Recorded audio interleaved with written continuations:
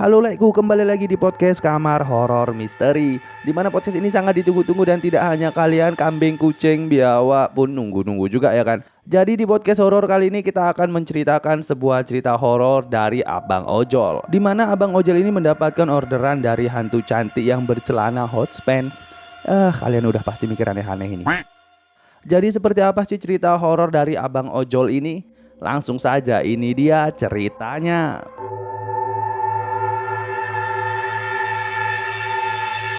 Kejadian ini bermula ketika Rudy mendapatkan tawaran sebuah pekerjaan baru di Pulau Dewata, Bali. Saat itu Rudy pun langsung menanyakan kejelasan tentang pekerjaan yang akan dia jalani selama di Pulau Bali. Secara singkat, Rudy dijelaskan akan bekerja sebagai driver ojek online di Pulau Bali, di daerah Denpasar tepatnya. Tanpa berpikir panjang, Rudy langsung bergegas menuju ke Pulau Bali. Sesampainya di sana, Rudy ditunggu oleh temannya. Ia disediakan kos guna tempat tinggal Rudy selama tinggal di Bali. Sesampainya ia di Bali, Rudy tidak langsung bekerja. Ia harus menjalani berbagai tahap tes hingga akhirnya ia lolos dan bisa bekerja sebagai driver ojek online di salah satu perusahaan.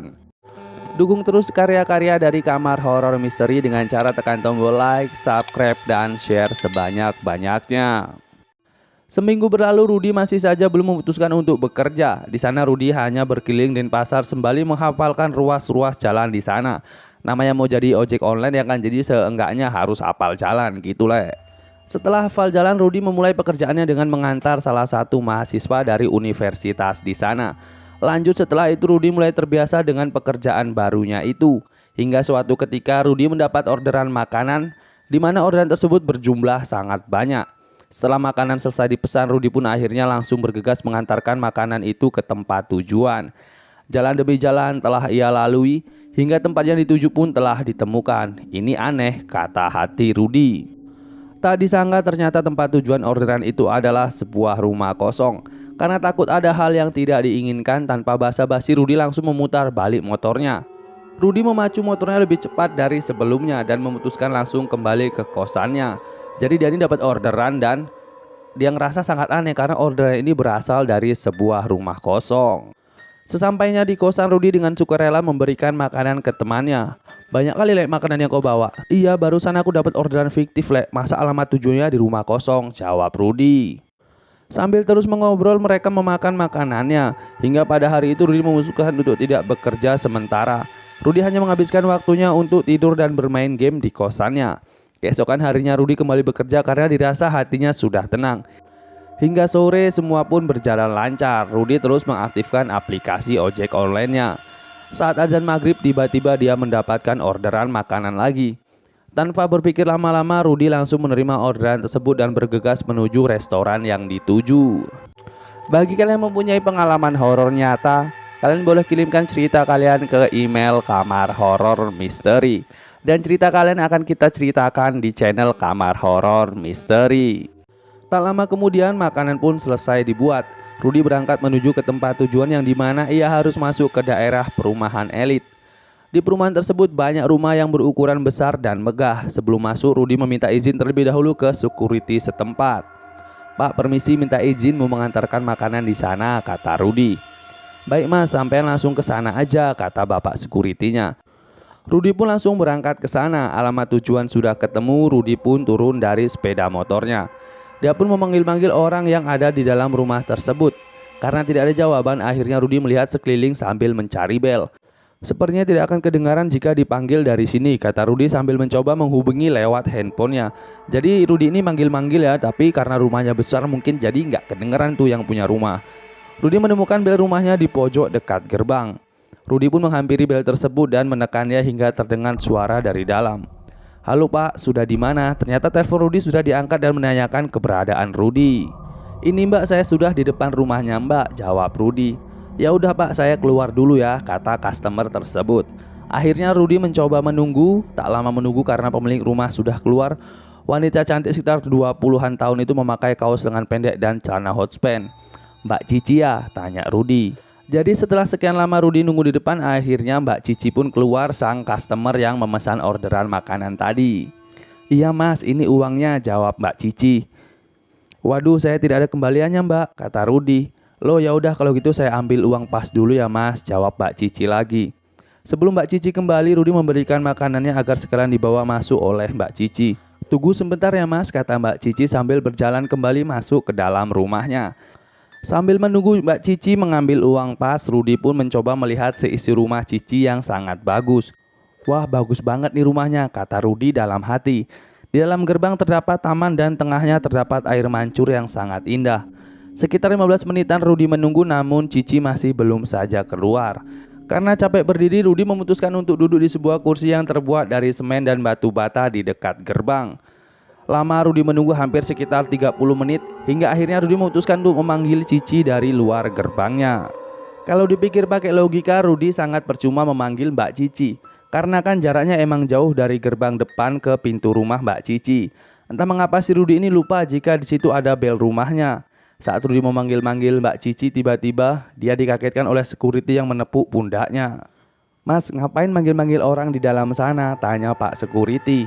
Sambil menoleh ke arah Pak security tadi, Rudi menjawab, "Mbak Cici pesan makanan lewat ojol, Pak." "Sebentar Mas, sini dulu," kata Pak security itu. Akhirnya Rudi berjalan 1-2 langkah dan berada di tepat samping Pak security tadi. Mereka semua membelakangi rumah itu, lalu Pak security tadi berbisik kepada Rudi. "Rumah ini sudah lama kosong Mas," kata Pak security. "Mana mungkin Pak," jawab Rudi yang tidak percaya dengan perkataan Pak security itu. "Iya, pemilik rumah ini meninggal dunia lalu keluarganya pindah, dan rumah ini dikosongi sudah lama," kata Pak security yang mencoba menjelaskan. Anjir, merinding aku lek, betul lah. Begitu bacanya merinding bulu kudukku nih. Mana sendirian lagi lek.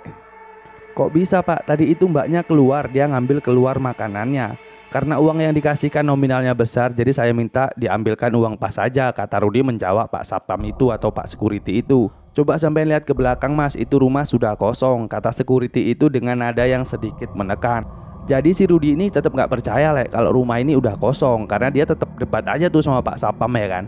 Akhirnya Rudi pun menoleh ke belakang. Alangkah kagetnya Rudi, rumah yang tadinya bagus berubah menjadi rumah kosong yang tidak berpenghuni dan tidak terurus.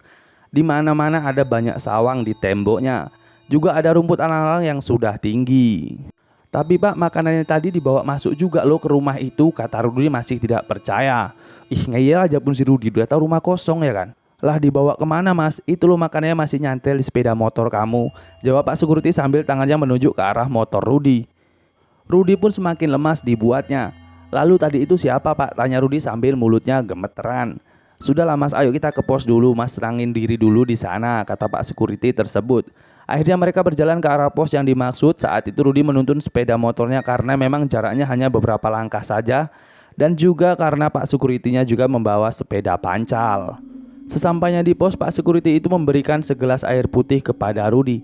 Lalu dia menceritakan memang banyak kejadian di rumah itu sebelum Rudi. Motifnya sama, memesan makanan lewat ojol. Jadi kan kejadiannya Rudi ini gak cuma sekali dua kali lek. Banyak kayak ojol-ojol itu diganggu sama penunggu rumah itu dengan motif yang sama. Sama-sama memesan makanan lewat ojol.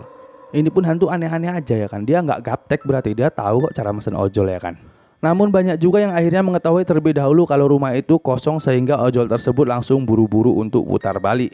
Namun juga ada beberapa yang mengalami kejadian seperti yang Rudi alami, di mana menurut ojol tersebut rumah itu awalnya bagus, namun akhirnya justru malah menjadi menyeramkan. Bahkan juga ada ojol yang mengantarkan pulang si Cici sampai ke rumah tersebut. Ini orang gonceng siapa ya, kok ngomong sendiri? Terus sesampainya di rumah Cici, orang ini masih ngobrol sambil tangannya nerima uang cash gitu Mas, kata Pak security itu bercerita. Jadi kalian bayangkan aja lah ya kan. Ada yang dia minta anterin makanan, ada yang minta anterin ke rumah pakai ojol ya kan. Ngeri juga hantu ini ya kan. Rudi semakin takut dibuat oleh cerita Pak security itu, hingga akhirnya ia cepat-cepat untuk pamit dan pulang ke kosnya dan menaruh makanan pesanan Cici tadi di pos tersebut. "Ini Pak, makanannya buat Bapak sama temennya aja," kata Rudi sambil memberikan makanan hasil dari pesanan si Cici.